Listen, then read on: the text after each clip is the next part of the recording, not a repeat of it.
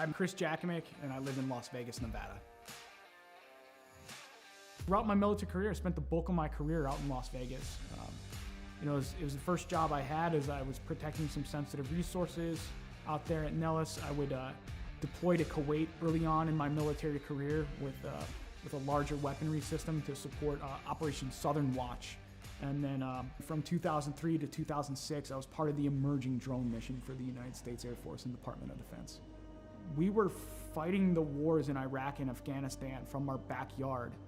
You'd be in war for 12 hours of your shift, and then you'd drive home to your apartment here in Nevada.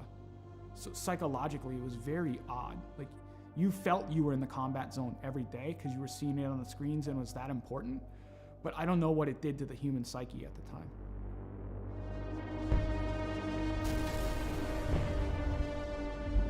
Some things would kind of happen in my personal life after that would change a lot.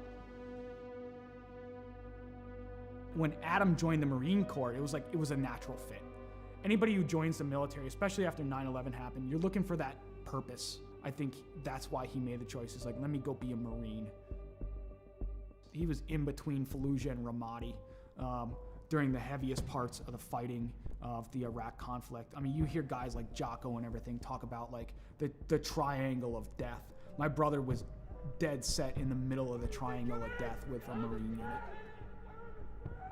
I think it changed him. Like, you look at everything across history, you read any of the books out there, war changes anybody that's been involved with it. Trauma or mass events like that changes anybody, and it really changed my brother. And I get that call. I get the text, actually, from my stepmom. It's like, you need to call me as soon as possible. Something's wrong with Adam. All right. Didn't think anything of it.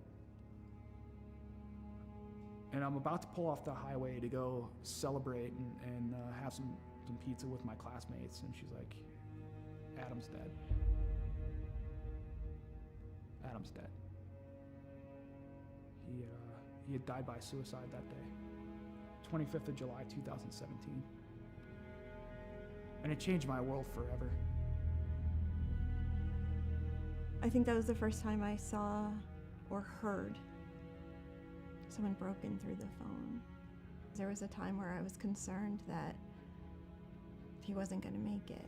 There were times I thought, we're going to have to camp out outside of his house, or we might get that phone call. Are we ready for that phone call? I couldn't catch a break. A fellow first sergeant I served with, he had died by suicide. On the day of my buddy's funeral, I'm going through social media, and I see this, what appears to be a manifesto from one of my old airmen. My first thought was like, today's not going to be a good day. And sadly, my hunch was right. He had killed his own family and taken his own life on the day of my buddy's funeral. It was just compounding trauma after trauma after trauma. I cracked. I fell hard with alcohol. That was rock bottom.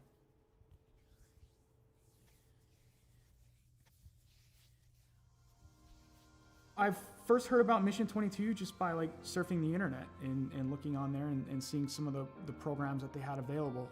I was like, something seems right about this. To be in a program like the R&R program with them and the innovative things that they're putting together, I've not seen in any other veteran nonprofit. It's putting all this stuff together to heal in the most effective way possible. They're making you do a lot of the hard work through reading, through audiobooks, through physical fitness, through nutrition, open discussion, critical thinking, neuroplasticity and cognitive feedback to where you're developing the brain more. It's given me a chance to regain my life.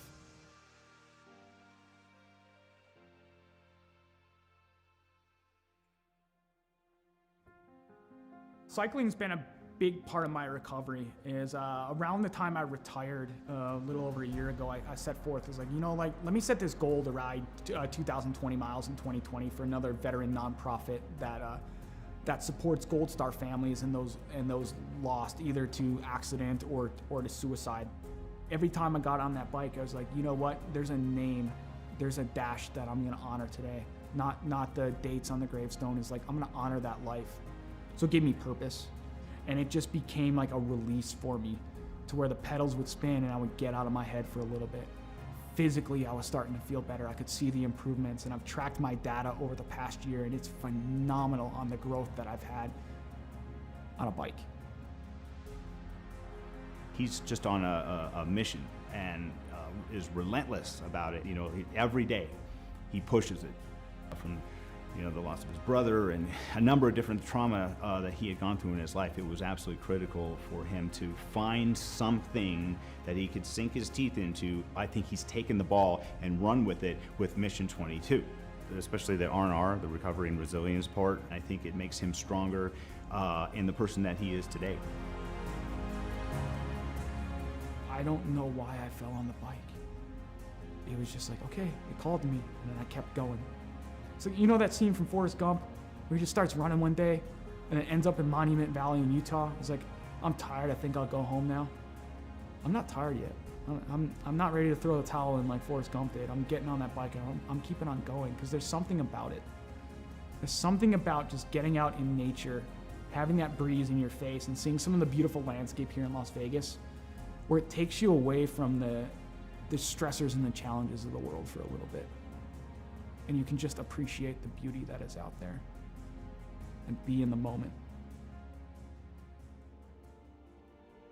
And then it got serious because the Air Force enrolled me in the Air Force Wounded Warrior program and it transformed into lo and behold training. If I do this well, maybe I can go represent the Air Force. Maybe my grief and everything in my entire story can come to fruition because I can put the energy into something positive.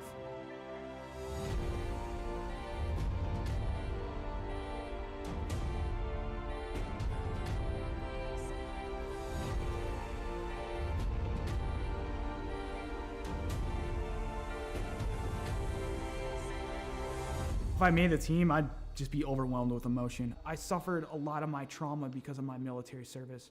But at the end, it's like, I gotta be grateful that I'm allowed to compete in this because there are others who didn't make it home or lost the war at home that's what it's about.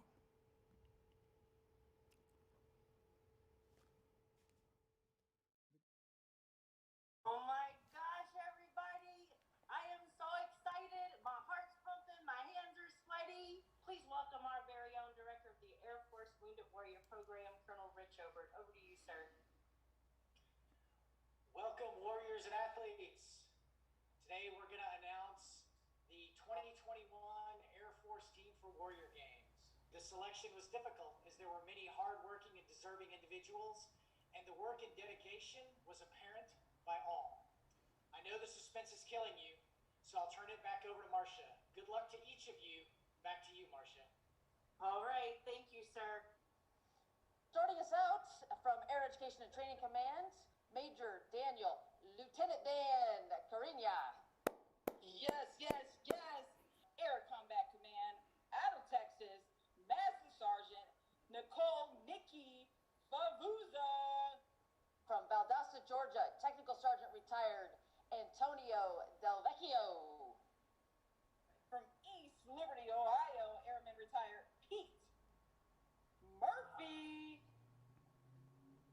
Technical Sergeant Retired Margie Hinkle.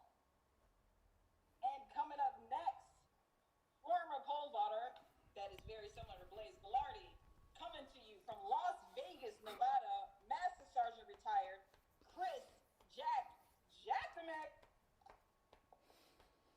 Warrior Games competitor back on the team, Staff Sergeant Retired Joseph Alex Pate. What? He did All right. big things. Back in the day, he's gonna do big things. Coming to you from St. Hedwig, Wow. Missouri. We look at Mission 22 and we see all the shirts, we see all the flags out there.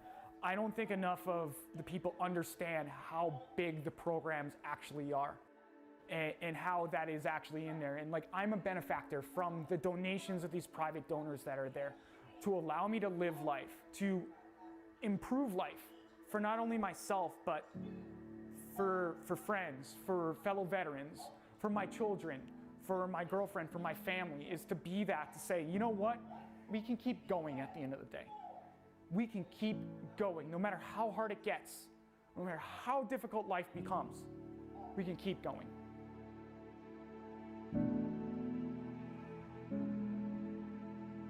We have this value in the Air Force, this belief, a wingman concept. We're gonna take care of each other. We've got each other, and it gives us hope, right? And so if you have been knocked down, I say this a lot, by the baseball bat of life, right? You're on the ground. If you know that someone's got you, it's got your six, no matter what, that's gonna help you get back up again. And that's part of Mission 22, I think, for him. That connection, that human connection, that's what's gonna save us. Yeah, that's what saved him. He can be a light in darkness. No matter how dark that spiral is, to know that someone got back up again and navigated their way out, that they can get through it too, that they are not alone. Not for one moment of one day. That's what he could be. He could be a beacon of light.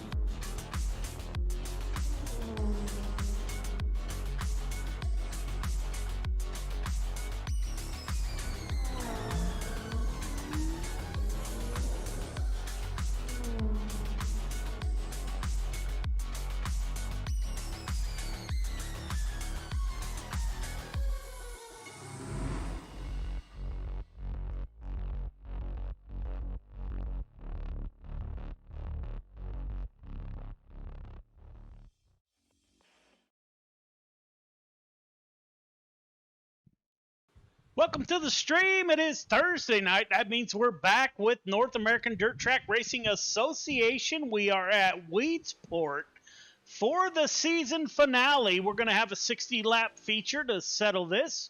I do not currently have a copy of the points, so unfortunately I cannot tell you who's in the battle for a championship. Currently have 11 cars in the field. We should be going to qualifying here in about 2 minutes. Welcome to Got Your Six Racing Network. As always, we are racing for awareness of veterans issues. 22 veterans a day take their own lives, which is 22 too many. So throughout the night, you'll see us play promo videos from companies out there and organizations doing great things for veterans. If you know a veteran out there, maybe you haven't heard from them in a while, man, please reach out, check on them, see how they're doing, show them some love. You never know, that conversation may just save a life. So welcome aboard. This is Got Your Six Racing Network. We are at Weedsport. So thank you for tuning in. As the cars wrap up practice, Chris Christopherson at the top of the board, currently running with a 1487. Michael Vitale in that changed paint schemes tonight in the yellow 213. And as always, we got to look for Anthony Morano, who is not on track. There he is in that 32 machine. Anthony Morano currently 10th quick. We'll have to take a look. We'll go on board with Anthony and say good evening to Sherry, who is watching out there. Sherry, thank you for your support of Got Your Six Racing Network and your husband and his race team. As always, Sherry tunes in every night. Greatly appreciated. We wish you guys the best of luck tonight as we get ready to go 60 laps here at Weedsport. We should be advancing to qualifying here momentarily. Trying to get some words from race control. Again, 12 cars in the field.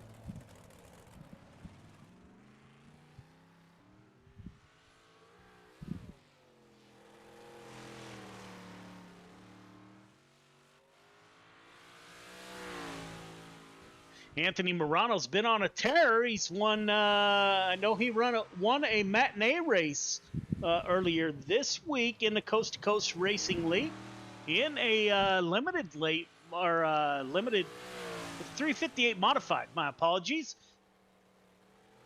The Morano Racing crew, it wasn't too long ago they were looking for top 10s. Now if they do not get a podium, that is a surprise. There are a group.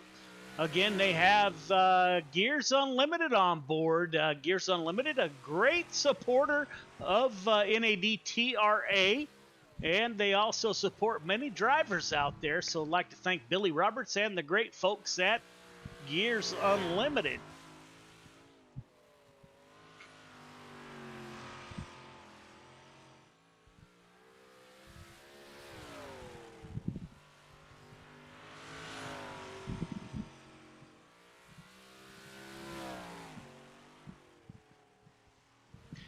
We will bring you various views throughout the night.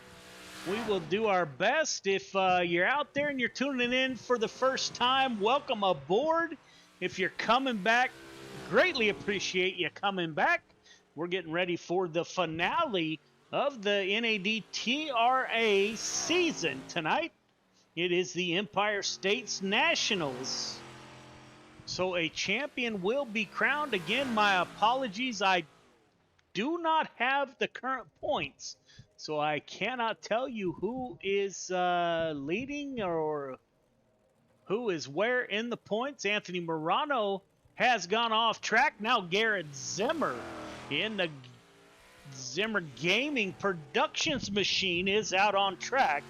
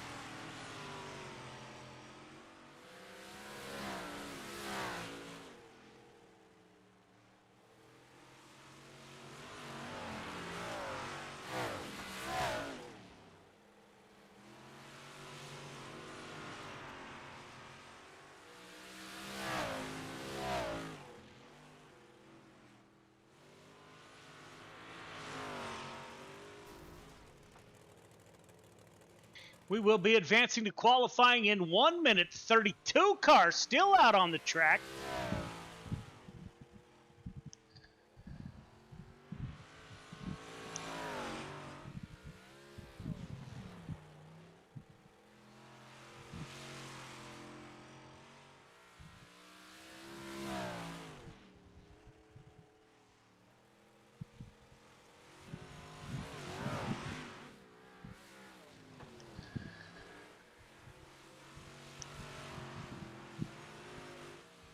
Anthony Morano and Garrett Zimmer still the two remaining cars on track.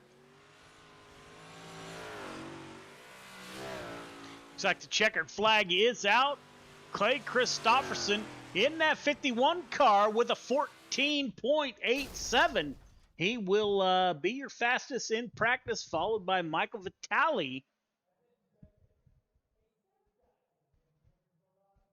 We'll see who comes out on track first for qualifying. It looks like Logan Wentz in that 18 machine. He is from the Morano Racing Stables. Logan coming off of turn 2. Good drive. This D kind of shaped track at Weedsport coming off of turn 4. Gets the green flag for qualifying.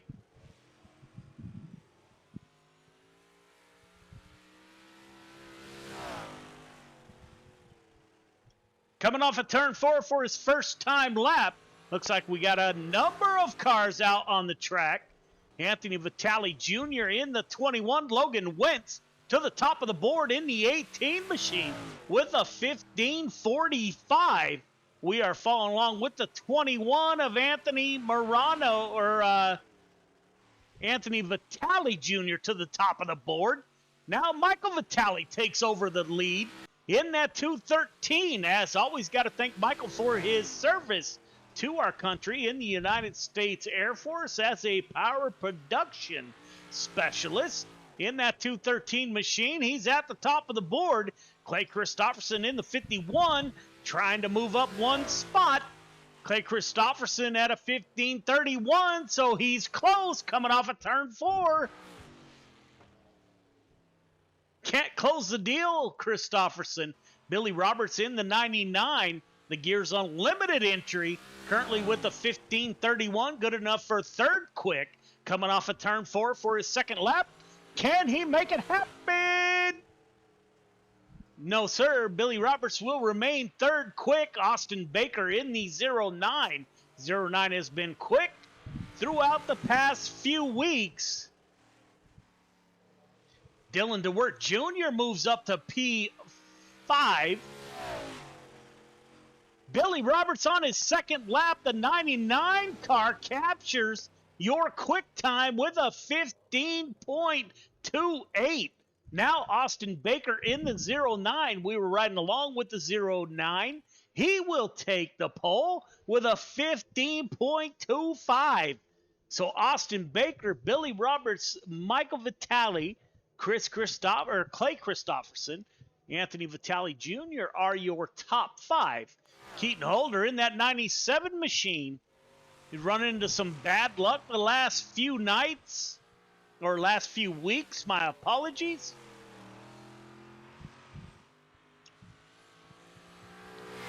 Coming for his first time lap, entering turn 3, coming off a turn 4.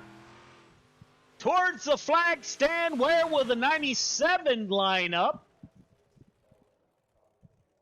Put the 97 on the pole with a 15:24.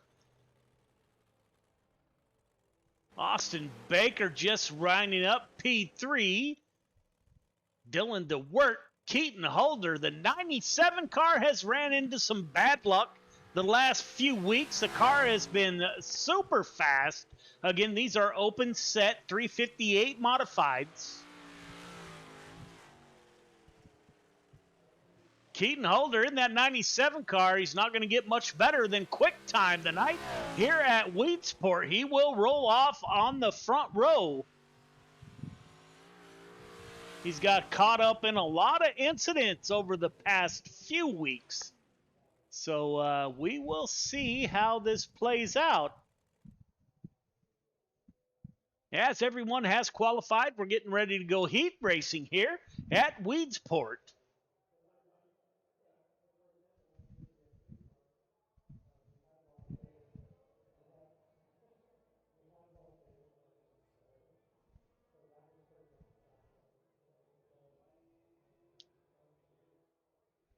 As the drivers go into a driver's meeting, again, welcome to the show. This has Got Your Six Racing Network.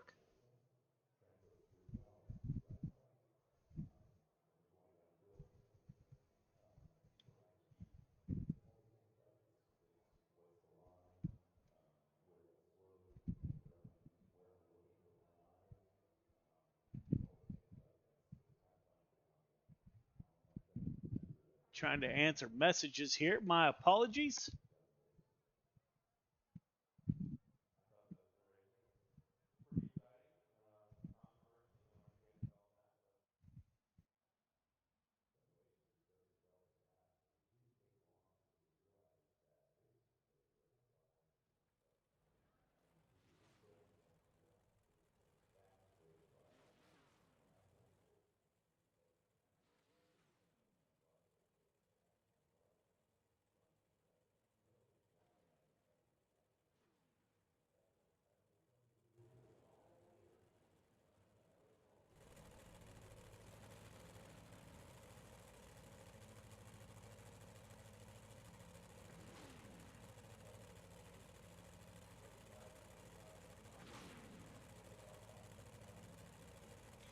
Keaton Holders ran into some bad luck in that 97 car the last few weeks.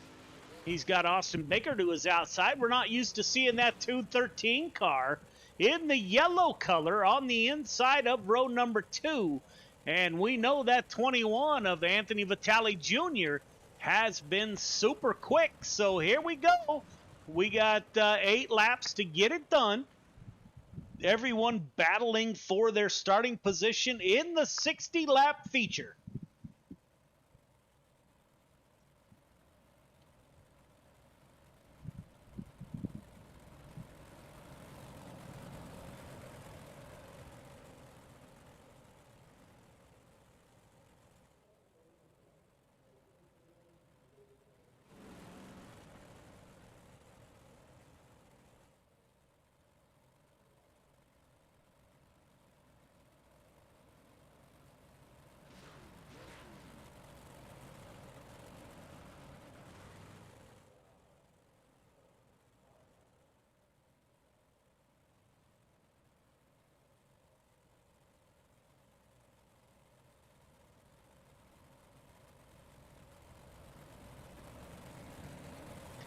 Pace truck should exit this time by. He is up high, waiting for Keaton Holder to bring the field to the green flag. Coming off of turn number 4. Green flag is out. We are underway. Keaton Holder, Austin Baker on that front row. Looks like the track is starting to wear. You can see the rubber getting laid down early. It is Austin Baker and Keaton Holder. Holder slides up to that outside line, gets behind the 09 of Austin Baker. We got 8 laps to get this done. Battling for their starting positions in the feature. Anthony Morano battling it out with his teammate. That would be Anthony Morano and Michael Vitale. Looks like the top side is the way to go. The two make contact. Up front, Austin Baker leading the show, followed by Keaton Holder and Anthony Vitale Jr.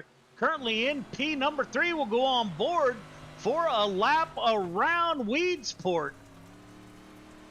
Anthony Vitale Jr. getting way out into marbles.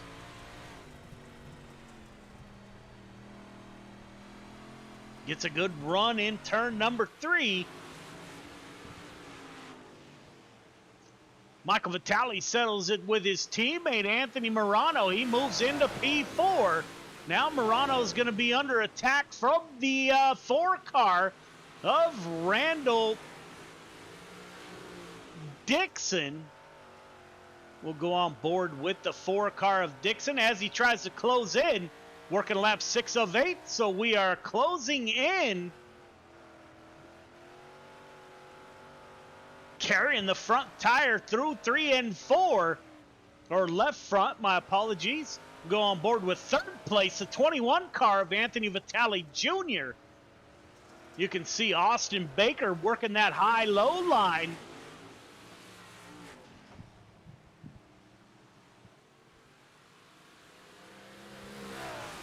Now Michael Vitale is coming into the picture. He's putting pressure. They make contact. That will move the 213 a little bit further back.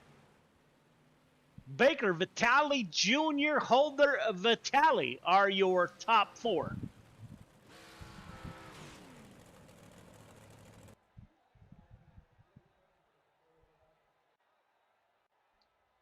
Heat 2, Dylan DeWert, Billy Roberts on the front row of heat number 2. Clay Christopherson, Logan Wentz in row number 2. Jake Henry, Garrett Zimmer round out your field of 6 drivers. Still waiting for the 20 car to grid. There he is. Getting ready to do 8 laps. Again, battling for positions in the feature.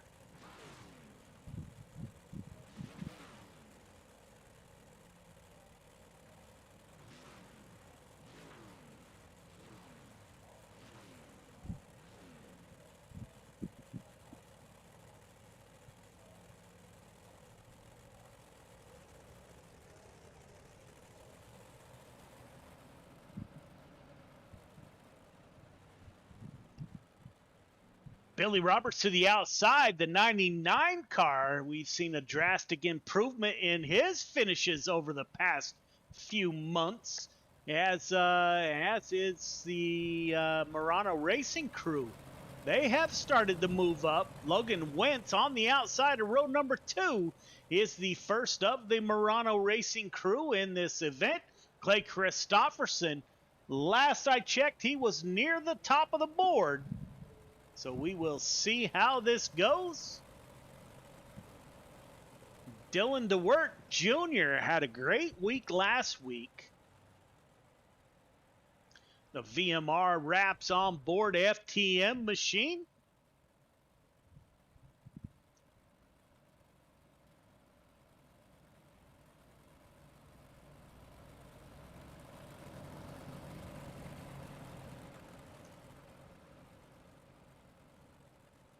Pace truck is off. We're getting ready to go green, coming off of turn 4. It is the 20 car of Dylan DeWert. Green flag is out. We're underway.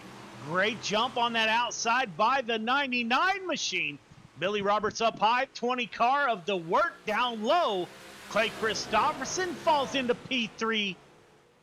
Looks like the 20 and the 99 are going to try to settle this. Top side is the place to be early. As the 99 and the 51 get by that 20 machine of Dylan DeWert. Logan Wentz in the 18, currently in the 4th position.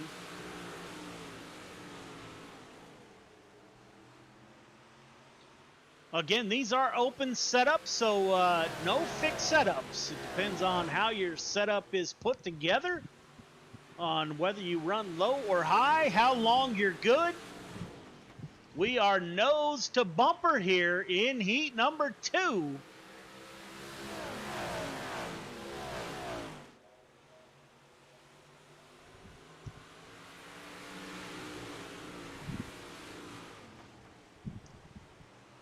Billy Roberts at the front of the field in that 99 machine. Clay Christopherson moves up to P2. Dylan DeWert Jr. in P3, followed by Logan Wentz, Garrett Zimmer, and Jake Henry in the 171, working lap 6 of 8.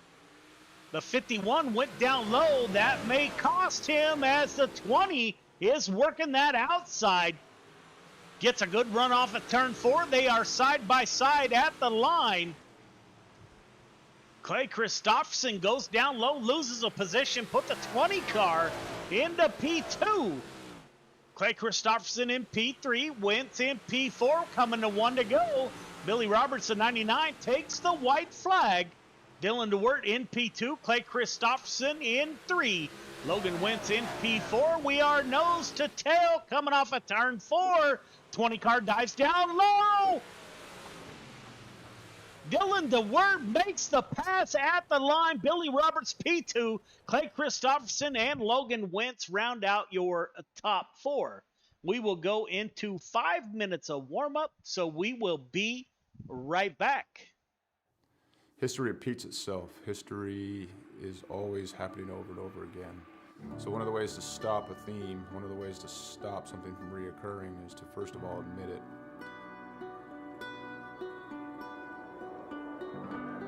It didn't take long for us to quickly realize that there was power behind Mission 22, power behind its brand, power behind its message, and power behind its people that represented it.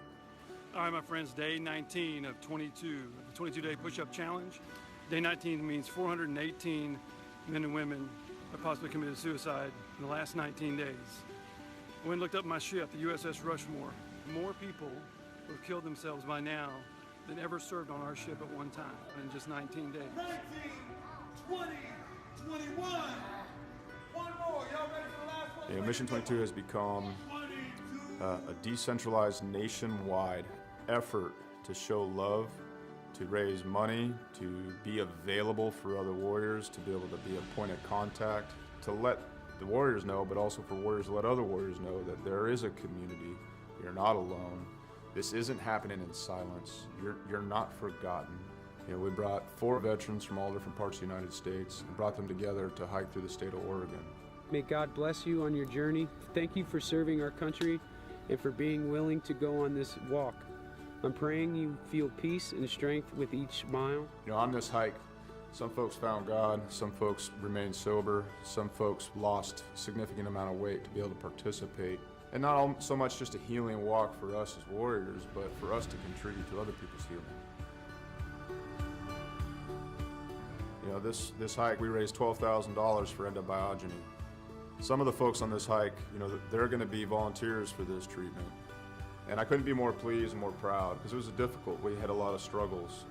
Not everything on this hike went pretty, you know, but we put some skin in the game. At the end of the day, we were able to raise money, and we'll be able to use that money so guys can get the treatment that they need. The War at Home Monument is an example of our social impact, of our awareness, of our permanent fixture to do the work that we can't always do, to always remind us of what we've lost and what we will lose if we don't reconcile it. What we've done is taken 20 different veterans with their families' permission and used them as a silhouette to cut out a 3,000-pound plate of steel.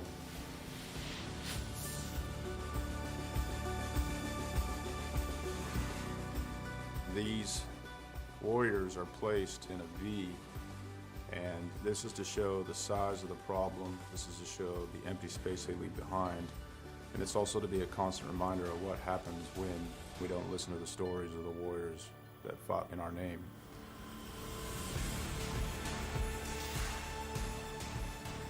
Because it's not okay. It's not okay that everyone didn't know about veteran suicide. It's not okay that these things were a secret or left unsaid, or that it was shameful. It's not okay that it's shameful to suffer alone and suffer in silence, because if you ask for help, that you're no longer a warrior, that you're weak. Yeah. So I come back and I thought everybody else changed. So I pushed my family away. And it took a long time to really realize it, because I didn't want to look internally. You know, I got my Class A CDL and hit the road. I was on the road for about 8 years trucking. And this makes me think about how insignificant all of the major things going on are. I mean, what, 1 million years ago, that blew up. And, you know, over time became this.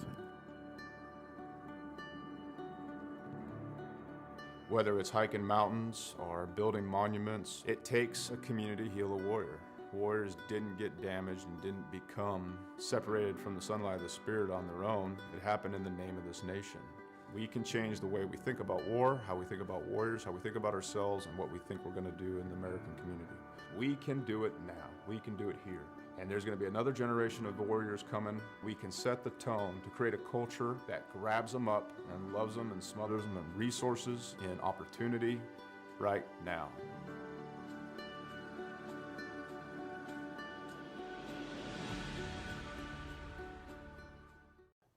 History of Welcome back. We're just wrapping up warm-ups here. Anthony Vitale Jr. in that 21 machine at the top of the board with a 15:39.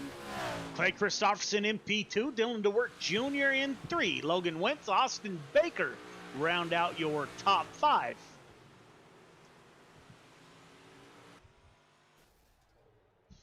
We're getting ready for a 60-lap feature, so this is going to be a long one.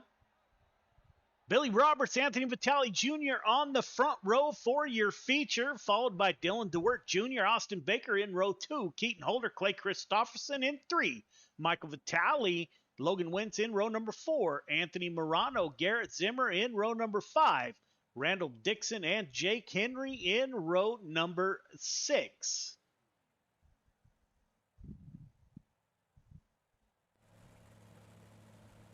The last I checked, and it's been a while since I've seen the points, but Clay Christopherson in the 51 machine was up towards the top, as was that 97 car of Keaton Holder.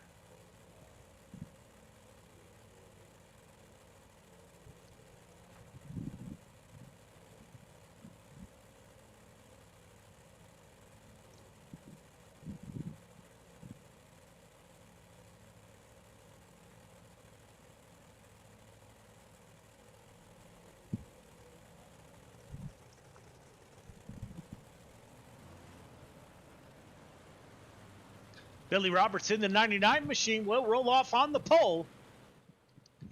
Gears Unlimited, a huge sponsor of iRacing, sponsors drivers and leagues. I'd like to thank Billy Roberts for all his support, as it does take money to make all this happen.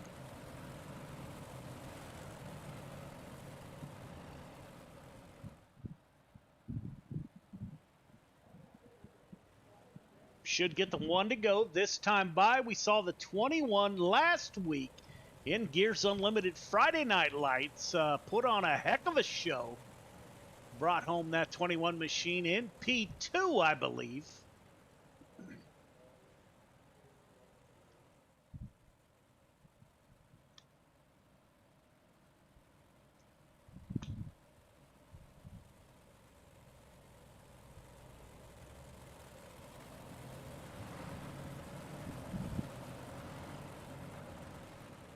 Pace truck is off. Billy Roberts coming off of turn number 4, looking for the green flag. 60 laps to get it done. Green flag is out. We are underway. Billy Roberts on the low side will slide up and get to the outside. 21 car thinking about a crossover. We've seen cars get stuck down low. Let's see if that's the case, as the 21 and the 20 are on the low side. Austin Baker is going to follow the 99 up front. 21 car slides up, no room. Clay Christopherson on the high side. The 21 falls in line in P3. The 20 car of Dylan DeWert Jr. was stuck on the bottom side. Now he has a spot up low. The 51 car decides to go down low. Makes his way back to that top side. Clay Christopherson giving the bottom a look.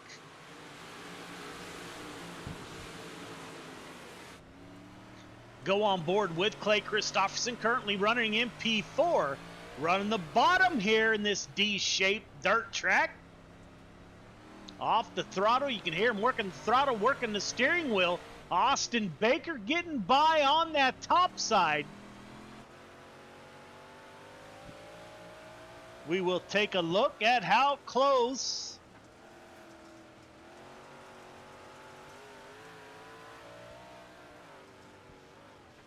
Clay Christoph, they make contact. That will bring out your first caution. The 97 car may have been involved. More bad luck. He's following the 51 car as they enter turns 1 and 2. The 213 car of Michael Vitale, the 51, checks up as the 21 got spun around. Nowhere for the other cars to go.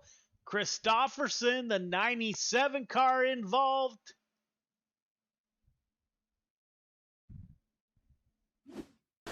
That will bring out our first caution. Billy Roberts still at the front of the field.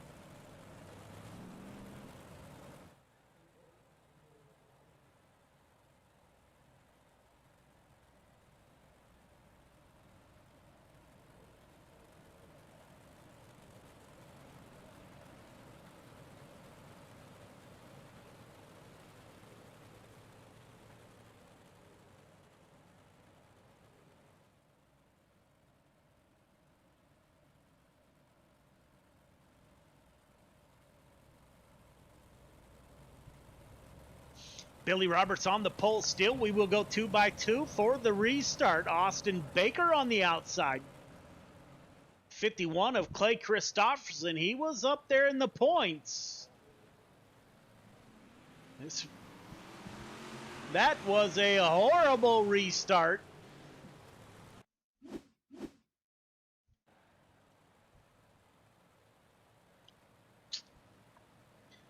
Looks like the field got bottled up. The 20 car goes around. of Dylan DeWert. The 97 once again gets turned around. So we will line them up and try again one more time.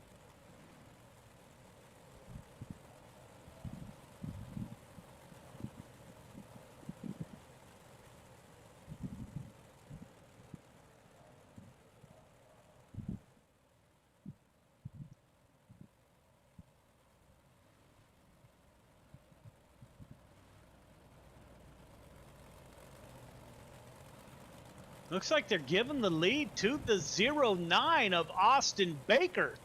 They're putting him in front of that 99 of Billy Roberts on lap 7 of 40. So Billy Roberts will get his position back.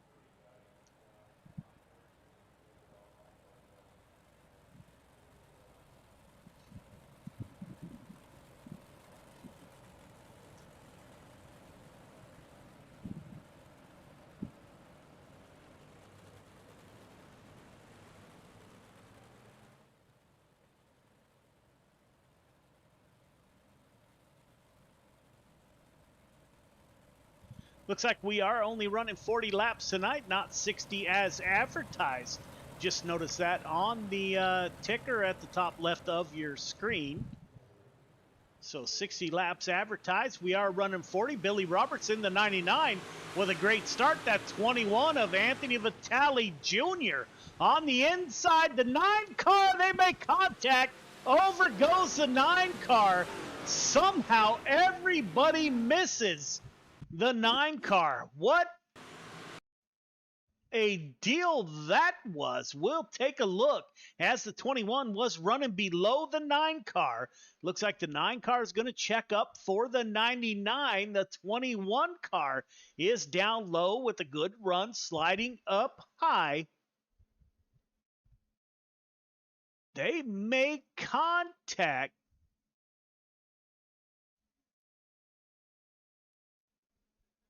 The 9 came down, the 21 came up. The 9 goes for a ride. Goes between all cars.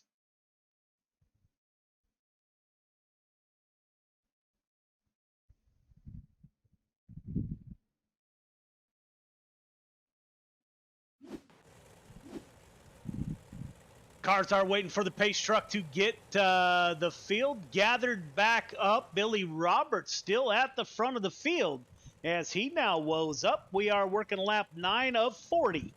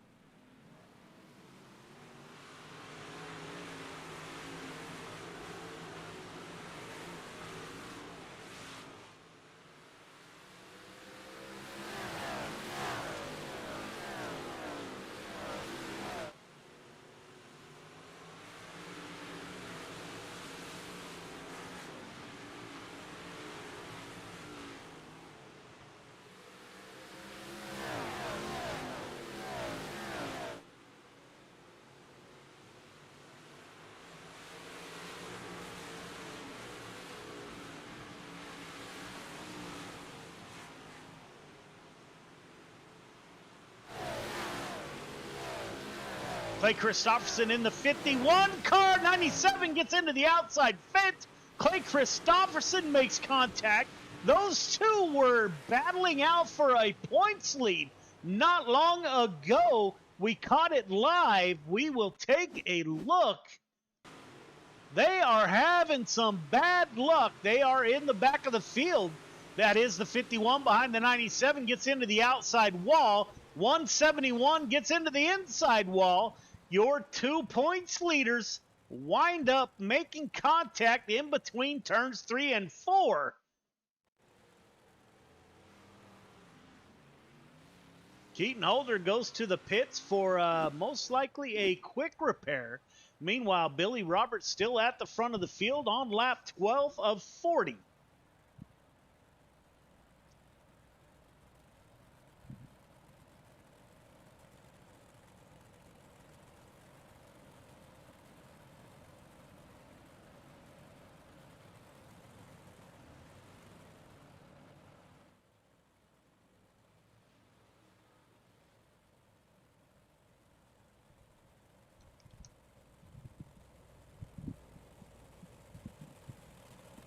We are 2 by 2, so it's going to be a double file restart.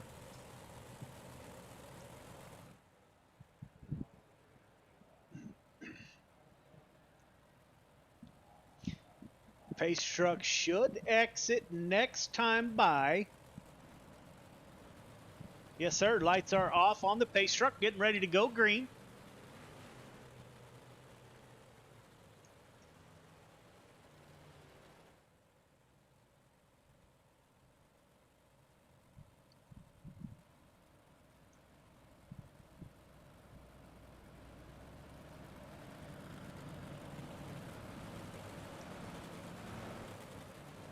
Pace truck is off. It will be the 99 of Billy Roberts that takes us to the green flag.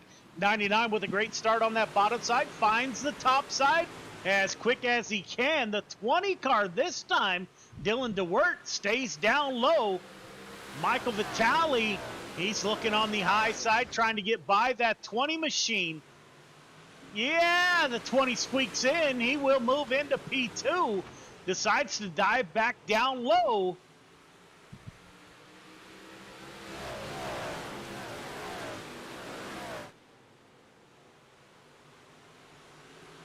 We are nose to tail. Clay Christopherson saw that 51 in the back.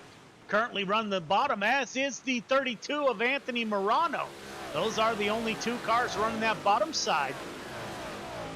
Morano moves up high. Clay Christopherson keeps that 51 down low.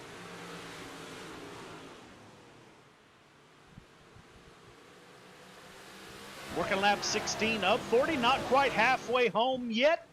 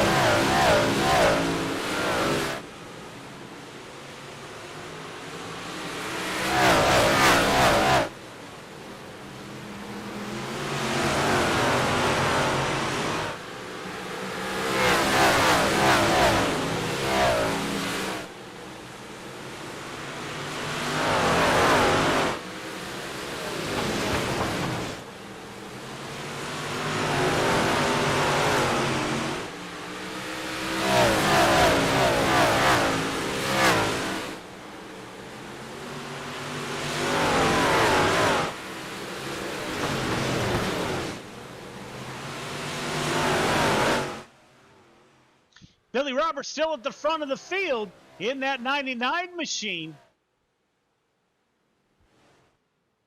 Pace truck comes out. We are back under caution. Looks like Austin Baker involved.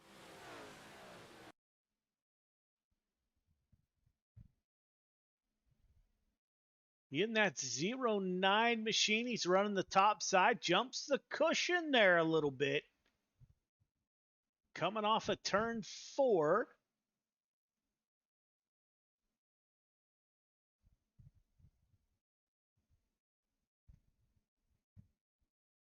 Just gets into that outside wall with that open wheel front end. Modifieds do not take kindly to any contact with those open wheels. 09 car of Austin Baker goes around all by himself, does not make contact with anybody else, and he is able to save it, so he will not have to tow.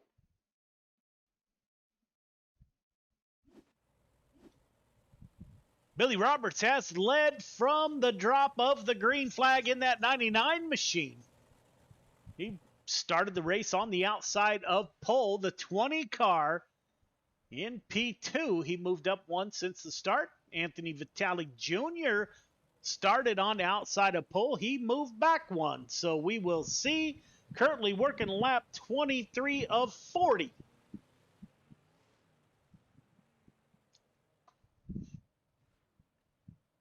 Lights are off on the pace truck. They are coming out of turn number 2.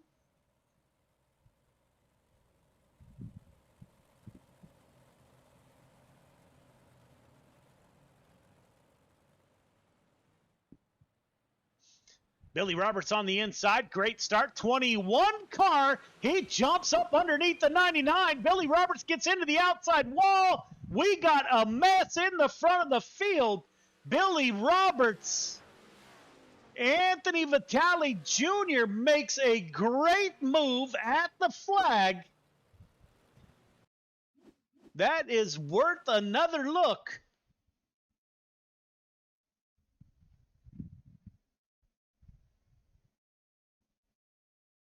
See if we can find, there's the 171 getting into the outside wall.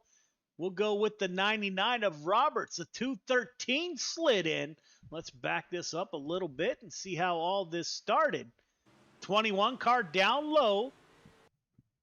Roberts gets into the outside wall. 20 checks up. 213 cannot check up. The 32 gets into the back of his teammate. The 213 slides into the 99 up Billy Roberts. The 218 involved.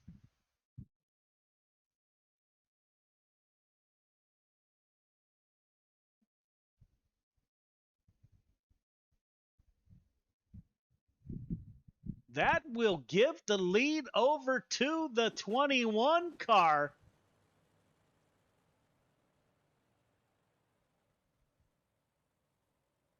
As soon as we can find him, Anthony Vitale Jr. now takes over the lead. 20 car of Dylan DeWert. Great restart by that 21 car. He was able to get, excuse me, underneath the 99 early.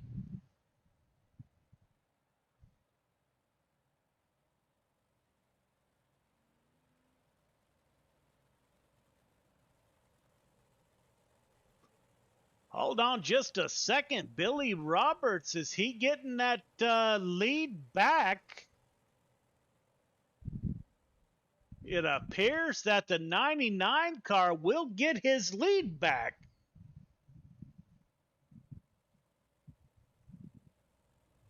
So put the 99 back at the point in front of the 21. Roberts, Vitale Jr., DeWert Jr., Vitale, and Morano are your top 5. We are single file on lap 23 of 40.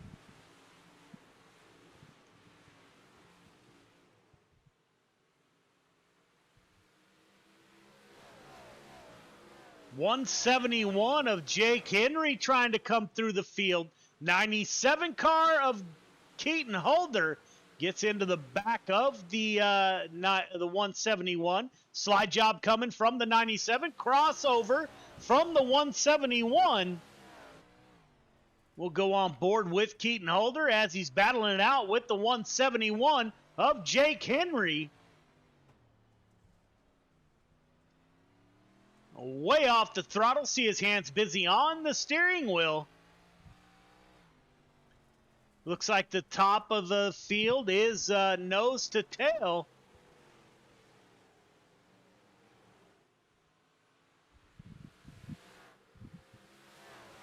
Billy Roberts.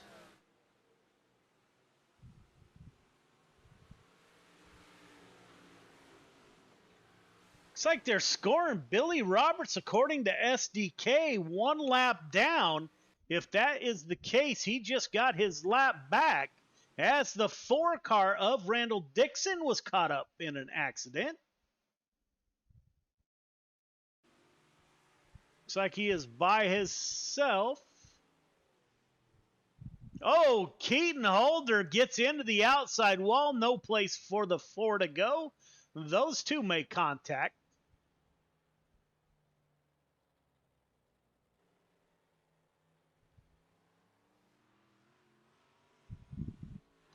Billy Roberts trying to make it to the back of the field. He is back on the lead lap. Raced his way back.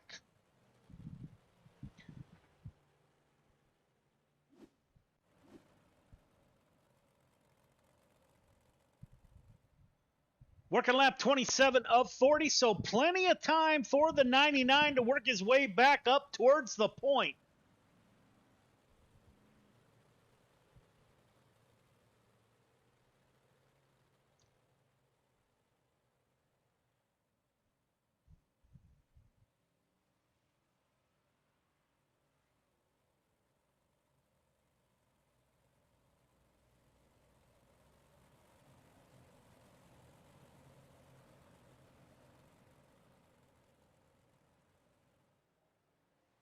Store it in the garage, and what we do after that, I have no idea.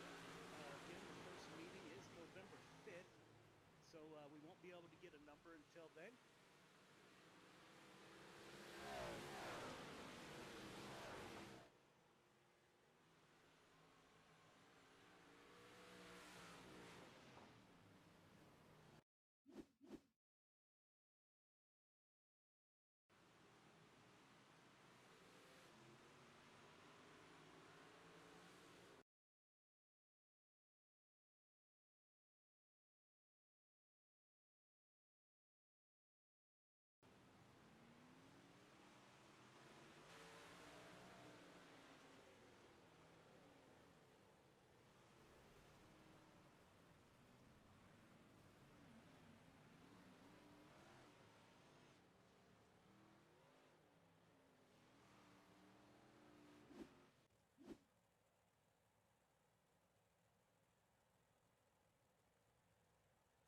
Don't know how to take the numbers off the car.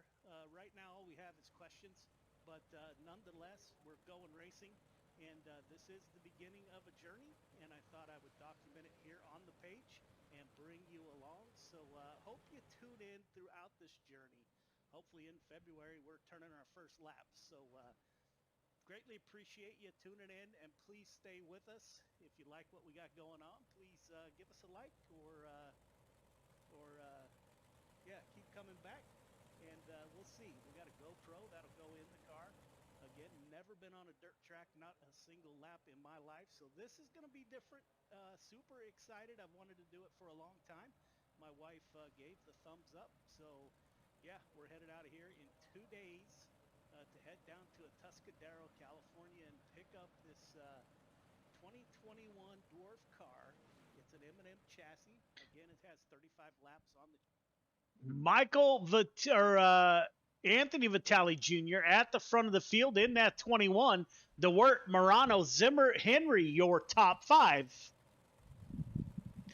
Working lap 28 of 40, so we do have a few laps left. Great start by the 21. He pulls into a comfortable lead. 20 car of Dylan DeWert. 32 of Anthony Morano working the bottom side, as is the 14 of Garrett Zimmer. Once that outside starts to wear out, the 51 of Clay Christopherson back in the mix, put him back in the top 5 as he battles out with the 171 of Jake Henry. Up front, Anthony Vitale Jr. leading the way over the 20 car of DeWert, 32 car of Morano, Zimmer, Clay Christopherson. Looks like that 51 car's getting a good bite off of turn number 2. He's trying to make the pass on the 14 car of Garrett Zimmer. Zimmer not giving up. Pinching the 51 down low, not letting him clear. There he cleared. 51 car on the high side. 14 of Zimmer now dives down low. They will come out side by side, make contact. No harm, no foul until there. Everyone is able to make it through. Vitale Jr. at the front of the field, followed by Dylan DeWert. Anthony Morano. Now everyone's starting to move down to that bottom side. Clay Christopherson in P4. He is on the outside looking in at a podium finish. The 14 car. We just saw the 171 make contact with the inside wall. Up front, Anthony Vitale on lap 34 of 40 with a comfortable lead over the 20 car of Dylan DeWert Jr., followed by Morano. Clay Christopherson looking for a podium here. He's going to battle it out with the 32 car. 51 working down low, 32 up high. It is the 51 at the line.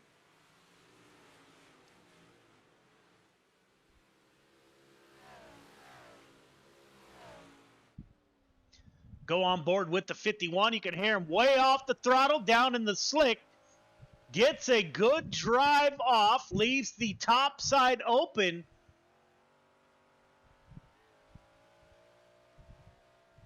We're on board with Morano now as he falls back to P4. Don't know if lap traffic will come into play. 20 car takes a peek down low on lap 38 of 40. Loses a little ground to the 21. That is Vitale Jr. followed by Dylan DeWert Jr. Clay Christopherson in the final podium position. Anthony Morano, the first car on the outside looking in. The 14 car of Zimmer just moved into the top 5. Billy Roberts trying to come back in that 99. We do have one lap to go. It is Anthony Vitale Jr. on the point coming off of turn 4. He has 2 more corners to navigate in the 21 machine. 20 down low, 21 up high, coming off of turn 4. Vitale Jr., DeWert, Christopherson are your top 3. Anthony Morano, Billy Roberts moves back into the top 5.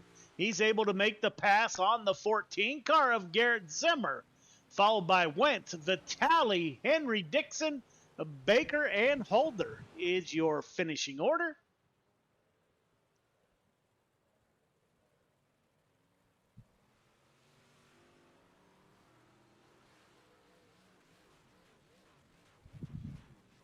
We will get a word with your top 3 here momentarily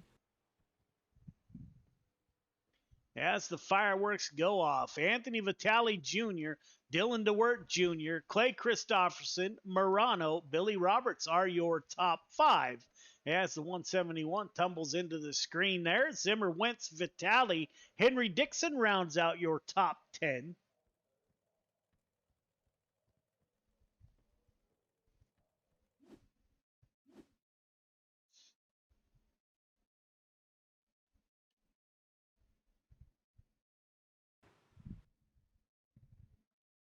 '51 car of Clay Christopherson is able to recover. We have Anthony Vitale Jr. in the booth. We are waiting for that '51 car who went to the front, to the back to the front.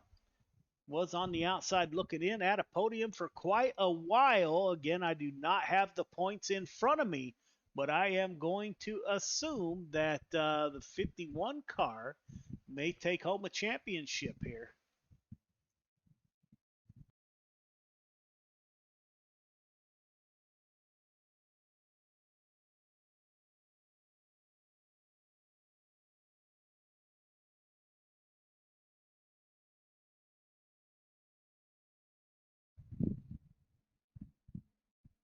There is Clay Christopherson. We will get a word with the '51 machine. Clay Christopherson moves up 3 from his start. Clay, this is Joe. You got? Yes, sir. Man, great run. Front to the back, back to the front. You're able to put that '51 on the podium. Unfortunately, I have not been provided the points, but I'm going to assume that that might be enough to seal the deal, as this is the final week, man. Walk us through your night. What a up and down night you had in that 51. Oh yeah, I was collected in everything. No, the car felt awesome, but about lap 20 or whatever it was, I got in that big wreck that caused me to lose all steering. But at the time, it felt okay. And then we took the green and went into 1 and 1, and it just plowed. And I was like, oh, it's gonna be a long race. And then it was like 8-9 laps until the caution. Well, I was like, all right, I'm just gonna give up the 4 spots I got from that, get a brand new car, come back out, and the thing was a rocket.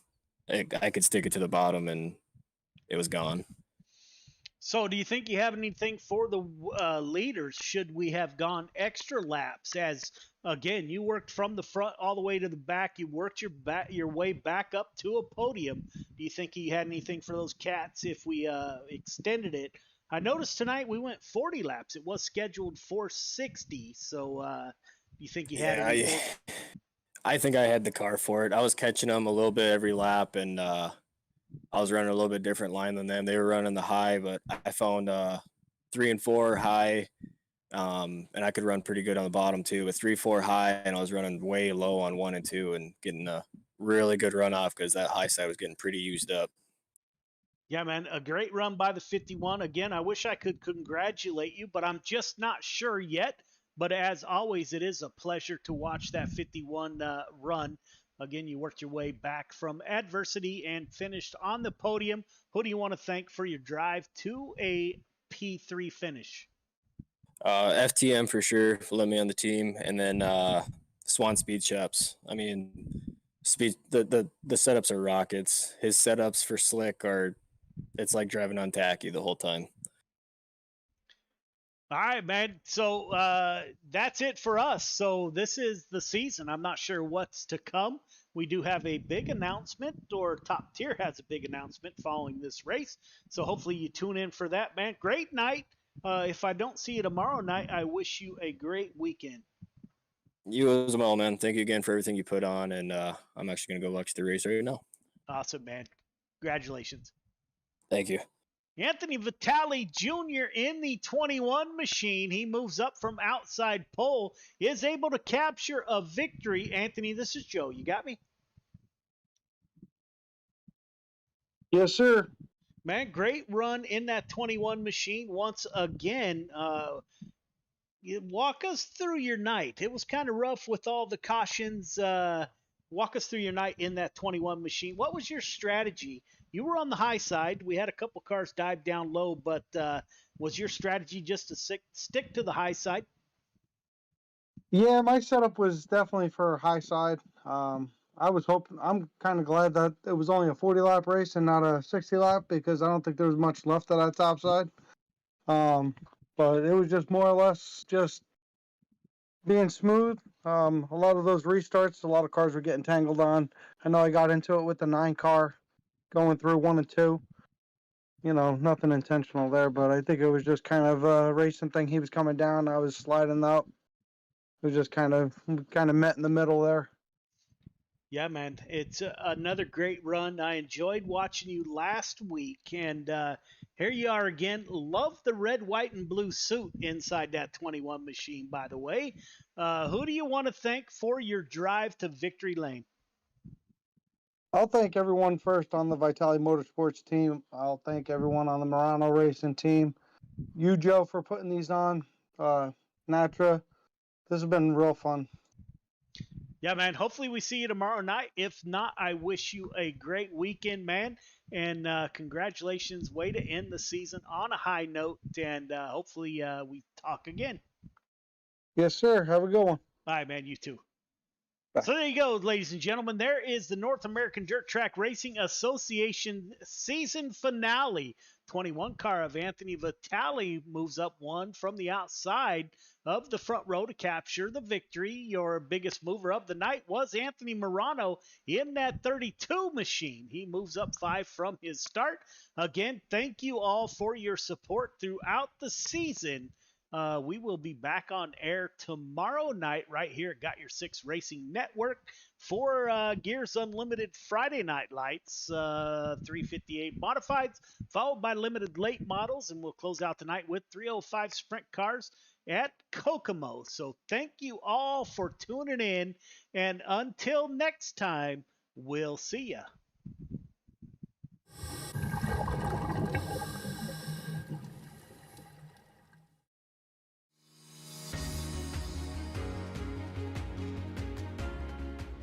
My name's Nick Powers, and I'm the president and lead instructor of Warfighter Scuba. I'm a veteran of the United States Marine Corps from the years 2003 to 2007, with one combat deployment to Haditha, Iraq in 2006. Throughout my time overseas, I experienced a lot of situations that you wouldn't necessarily find yourself in the United States. IEDs, getting shot at, rocket attacks, mortar attacks, you name it, it happened. When I got out of the Marine Corps in 2007, I tried to adjust back to civilian life, and the whole time you're in, you just can't wait to get out. And when you get out, you start to realize, did you make the right decision? 9 times out of 10, most of the guys that get out, they immediately plummet into a depression cycle because you don't have that structure anymore that the military provides you. And this hit me super hard.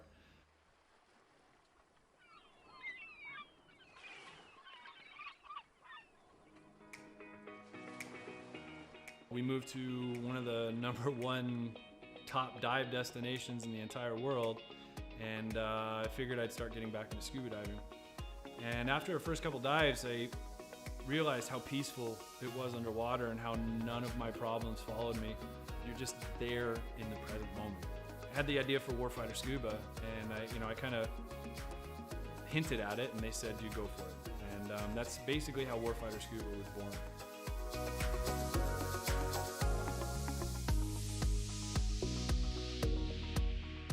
So Warfighter Scuba is a nonprofit. We're a 501c3 nonprofit with the IRS. We bring combat wounded veterans down to the Caribbean to teach them scuba diving to treat their wounds. Whether their wounds are physical or mental, such as PTSD, scuba diving is a extremely therapeutic activity for mental stressors and for physical ailments.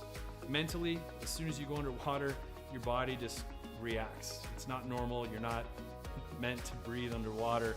Automatically puts you into the present moment.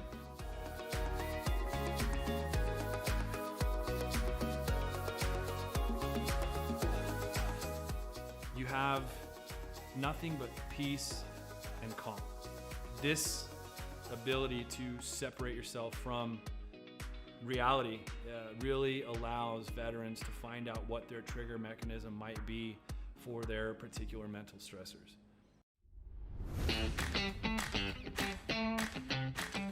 So every veteran who comes through our programs gets a 100% funded trip. Each veteran also receives a round-trip ticket from their home of record. That ticket will bring them straight into Roatan, and their entire week stay, their hotel, their meals, their snacks, everything's paid for. And so that veteran can get an entire week away from reality and completely separate from any kind of problems they might be facing at home. So each veteran receives very private and intimate training sessions when they come down to Roatan. We first start in the pool. We do some confined water skills. We'll then switch out to the open water dives. From that point on, it's not even training anymore. It's just fun. It's learning on a level that I don't think most people have experienced before. We do all the certifications for them that we can in a week at their pace, from open water to full face mask to nitrox. Every trip that we have, whether it's one veteran or 4 veterans at a time, we just have a blast. There's no bad karma. We've seen sharks, we've seen turtles. We've seen 4 eagle rays at once.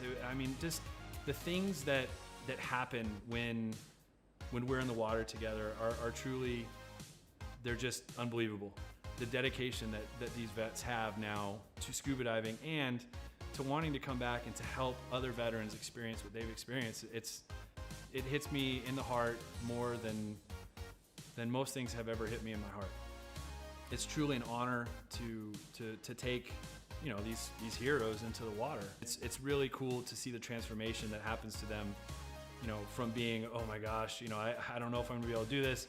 You know, I've gone snorkeling a few times, or, you know, I'm not that good of a swimmer.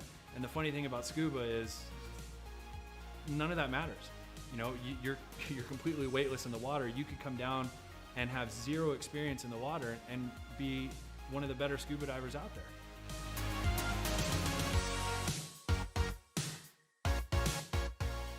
So as with all nonprofits, we rely solely on generous donors such as yourselves. None of these programs could exist without people who are willing to give some of their hard-earned money up to save veterans who might be struggling with everyday life and have that unfortunate thought of suicide. 100% of every dollar that's donated goes directly to the veterans. I personally, myself, I do not take any kind of money. All my time is donated. There's no salary to anybody who's on the board or any staff positions in Warfighter.